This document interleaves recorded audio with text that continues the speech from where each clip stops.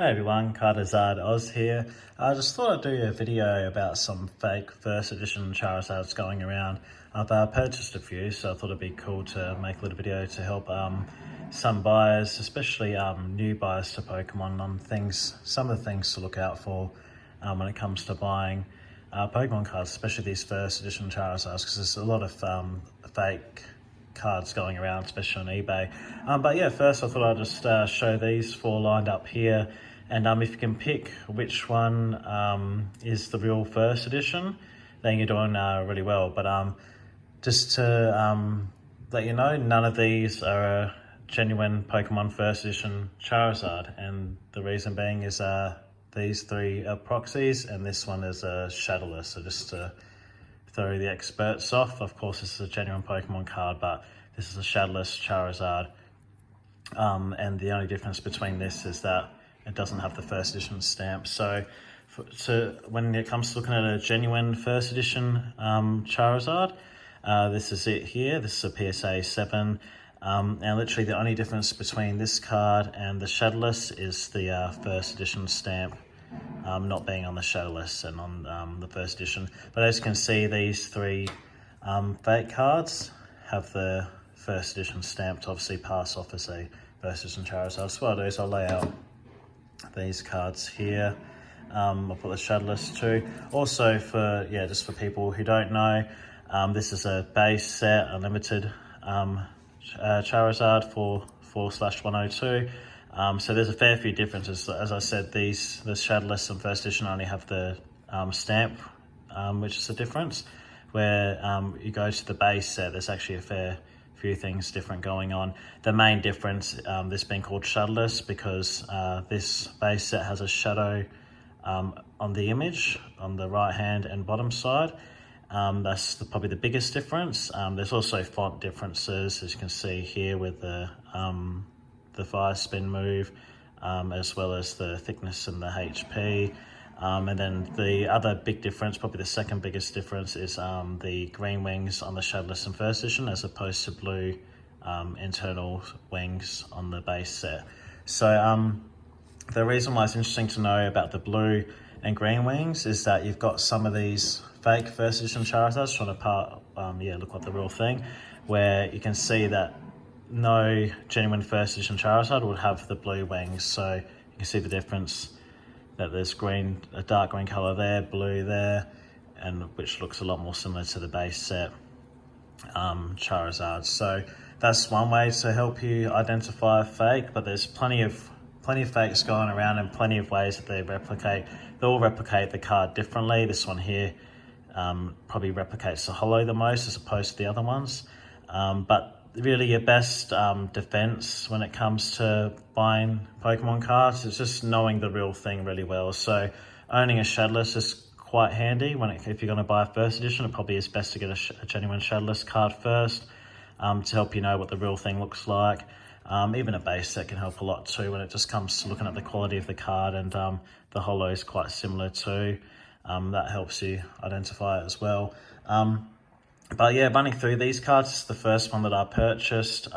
This is actually the most, even though this one probably looks the worst in person on the video, this is actually the most common one that you see on eBay and other selling sites. And the reason being is because the way this card is made is stuck on top of a genuine Pokemon card, and it's just a print off of a first edition, but it's obviously been edited in a way to make the holo pass off as legit when it comes to photos. So in video, it obviously looks shocking, but if there was to be a still shot of this, it is quite convincing. And I do see them so many times, and I see people bidding actually for money on these who obviously probably don't realize it's a fake, or think that it's a really good looking fake, but then when you get it in person, it just looks quite horrible.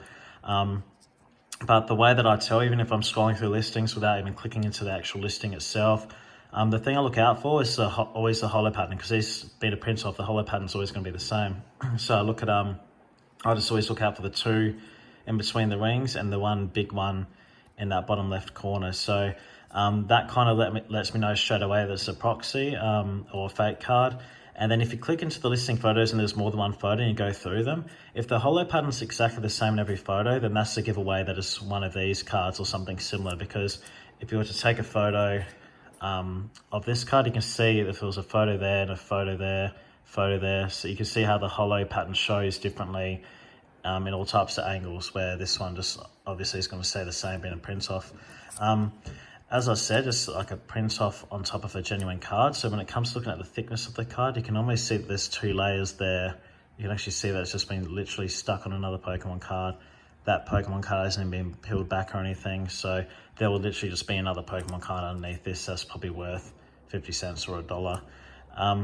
Then when it comes to these other ones, these ones apparently are handmade proxies too. Obviously when they say handmade, this one's technically handmade too. It's just printed off and stuck on. But this one has a bit more effort to it, even though this one looks probably, to be honest, just probably the second worst, I reckon, just from looking at it for me personally. But yeah, you've got the holo here. So whether it honestly looks like Christmas wrapping or something. This holo actually, I think, looks shocking compared to the real holo, just because there's way too many stars going on there. If you look at the genuine holo, it's just so much more subtle and they're more spaced out. There's a bit more variation on these stars, where these just kind of, yeah, it just looks like there's a bit too much going on there. But that's probably with this one, I'm guessing, from what I've heard, apparently this is stuck over another Pokemon holo, and that's where you get that holo effect. Or maybe this, yeah, they just bought a holo sheet. Not too sure exactly how, but probably the worst thing about this card is the background, just how bad the coloring is done on this. So you go to like a genuine one, a genuine Shadowless or first edition. I'll go with the first edition just to compare the two. But you can see just how the background just looks so much more subtle, and it almost all blends in quite smoothly, these different color variations, where here there's just so much contrast between them. You almost got like a white here, then dark red here. So that's a massive sign too, just the colors being completely off. I mean, I'll kind of go through in a minute with the genuine ones. There is a lot of color variations with genuine ones. So, and same with the stamps, there's color variations. So color isn't gonna be the only thing that helps you identify a fake card, because the genuine ones do vary a lot in color. But yeah, you can just tell this one's got the same thing. It's been stuck over another card. So look at the edge. This one's very, very thick as well. So when it comes to identifying fakes, you can't really go by the backs at all. If you go through photos and look at the back of it, that's not going to give you anything when it comes to identifying a card, because a lot of them just stuck on a genuine card. So that's that card there. Then this one here is quite funny. It's obviously got a reverse holo first edition, but there's no such thing as that.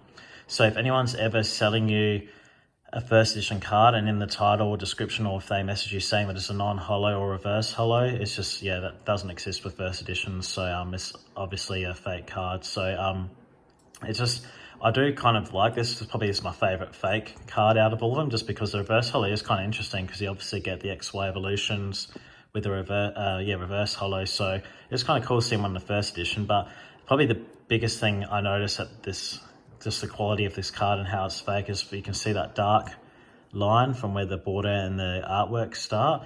You wouldn't get that on a genuine card. As you can see here, it just, yeah, it's so much cleaner when it comes to the border and where the artwork starts, where here you got that black line running along the left side.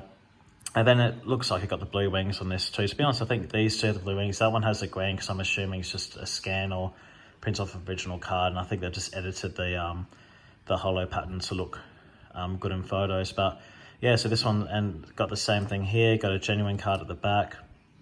So I mean, look at the thickness of this card as well. You have the same thing going on. This one isn't as thick as the others. Maybe they've peeled off a layer, the artwork layer on the front, and stuck that on. But yeah, most of them just get stuck straight on, such as these two.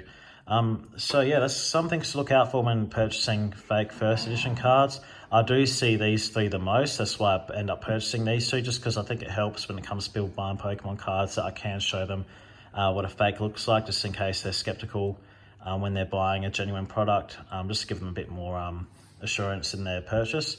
But really, there's your best protection really is just as much education as possible, making sure the sellers have a good seller score, and then also paying through eBay's checkout or through PayPal. And because at the end of the day, really, there's people who advertise, you know, someone could literally post photos of this card if they've sourced it from a listing, and then the person can obviously try and pass off. They may not even own a first edition at all, but in the photos, it can be real first edition cards. So there really is a lot of ways people can be scammed. So nothing's ever 100%. There's always an element of risk when purchasing and even selling through PayPal and eBay. But I think there's also a possibility, like a good defense, which I've done before when I've bought a PSA 8, is the seller had a low score and I won it in a bid. So before making my payment, I just messaged them out requesting a timestamp, and I requested the timestamp with today's date and time, as well as a random 6-digit number code that I gave them, just to put in that timestamp. So that kind of just gives you a bit more assurance. But then again, even that's not 100% foolproof. Someone could have a raw card up for sale, and then they could literally just contact another person selling a raw card asking for the exact same timestamp you're requesting, and then they can just forward that photo to you, really. So nothing's ever foolproof. There are always ways that scammers will try and scam people. So just paying with the way that gives you some buyer's protection is really your best shot. And yeah, making sure that probably the seller having a high feedback or seller score is a good way to make purchases too. But yeah, and also I was going to talk about the color variations, because you might see a card like this and compared to some really light ones, you might think the light ones are fake and these darker ones are fake, just because of the color differences. And you get that a lot with booster packs too, but that really has just got to do with the different printers and the amount of inks in the printers at the time. So a very common, they call it a printing error, which is the light gray first edition stamp on Charizards. I'm not sure if I really call it printing error. It's more just that the ink is, there has been less ink in the printer, I'm guessing, at the time when that stamp was printed on. So that's why it's a light grey colour. And you get some of these first editions in a real lighter faded colour. And that's quite normal. That doesn't necessarily mean that it's fake. And you get these in lighter colours too. This is actually quite a dark base set as well. You get these in much lighter colours as well. So that doesn't, just because their cards are lighter colors, like the card literally looks exactly like this but looks a lot lighter, that doesn't necessarily mean that it's fake. Just do a bit more research, ask for more photos, and make your own judgment on that. But yeah, even feel free if you can contact my Instagram and send me photos of cards you may potentially think are fake, and I'm more than happy to give you my advice. I mean, I can't guarantee anything, but I can certainly give you like a bit of an educated guess on how genuine the card is. But yeah, so as I was saying, the stamps, the colors don't exactly mean that it's fake or not. Just an overall perception of the card. I mean, I remember one time when I was buying my first edition Charizard, and I thought it may have been fake, and I wasn't too sure. I was actually looking at everything. It was actually a genuine card, so there was really nothing to look for. But I remember there was a photo close up, and it showed like almost like a weird, almost like a fabric pattern in the hollow, and I literally thought that maybe that made the card fake. You have to get really close to see it, but it was just it was literally a genuine card, and just the way that the hollow kind of appeared.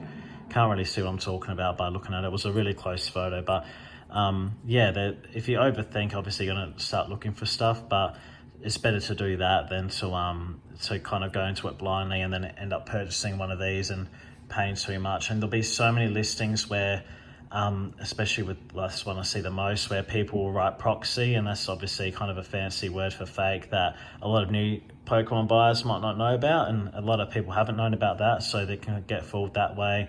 Seeing them the photo, thinking it's a real first edition, and then the word Proxy's in there somewhere. You get people in the description saying that they've found it at a garage sale or found it in the back of an attic. So basically taking off all accountability that the fact that they're selling a fake card. But honestly, somebody who owns this card, especially this one in particular in person, there's no doubt that it's fake. Just looking at the quality of it, they would know that it's fake. And otherwise, to even get a hold of this card in the first place, you've got to know a little bit of something about Pokemon, and definitely would know that this is a fake card. So just don't be fooled by people saying that they're not too sure whether it's fake or not.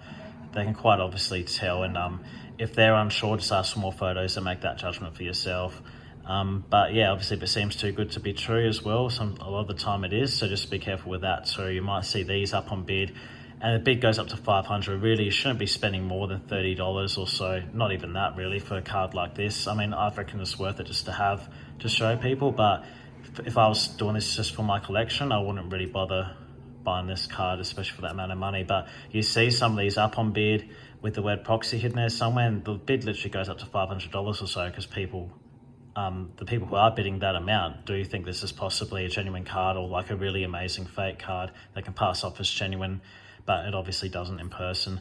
So yeah, just be cautious when purchasing, and hopefully having a look at these in a video can help as well. So this one probably replicates the holo the most, so you'll see this a bit on eBay as well.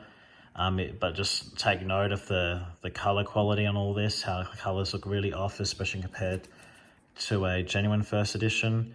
They're just like a dark red almost, where you should never have that on a first edition. And yeah, just the contrast between all the colors. And then yeah, this one here, which looks quite appealing at first, but there's no such thing as, yeah, as I said before, a first edition or even a shadowless or base set for that matter in a reverse holo. And I've even had somebody contact me, actually, sorry, that's the same with base set 2 as well, just for people to know. There's no such thing as a non-holo or reverse holo, first edition shadowless, base set or base set 2, because I literally had somebody contact me about a week ago, sending me photos of a base set 2, so pretty much the same card as this, just different day and different, and it has the base set 2 logo on it. That's the main differences. But yeah, he sent me a photo for base set 2 that almost looked like a print off similar to this, but just a bit better quality. And he was trying to, yeah, question me, or trying to almost sell it to me in a way, saying that it's a non-holo base set 2 and that it's a printing error. But literally never heard of that before, and I highly doubt that's the case. I think it's just a fake card which he was trying to sell. But that's the thing, a lot of these people will sell these cards. They might get lucky and then keep that 500 or so that somebody's bid or paid for on this card, or the seller might contact them. At the end of the day, all they'd have to do is refund them and send it back. So the seller really has a lot to gain and not really too much to lose when it comes to selling these cards, especially if they just create a new eBay account. Obviously, someone who has a decent score has got a bit to lose, so they're most likely not going to sell a card like this, unless, and obviously stating that it's a fake card. If I was to sell this card on eBay, I'll literally be writing fake in capital letters at least twice in the title as well as in the description. And even when the seller purchases it, I'll then message them just confirming that it's a fake card. But from what I understand, you're not even supposed to sell fake or aftermarket Pokemon cards on eBay. Because I did try selling this once just for like, $20, just to see if someone would buy it. And yeah, that listing got removed because it was an aftermarket or reproduction card. So I don't think it's even legal to sell fakes through eBay's policy. So, but hopefully this video helps people and what to look out for. If there's any questions, feel free to comment, or any other fakes that you know of, or any other things to look out for. Yeah, just comment below. Be really cool to kind of see everyone else's perspective on these cards. Personally, my favorite is this one here, just because I think it's something a bit different that looks kind of cool. Obviously a fake and doesn't exist, but still quite cool to look at. But yeah, thanks for tuning in, guys, and I'll catch you guys in the next video.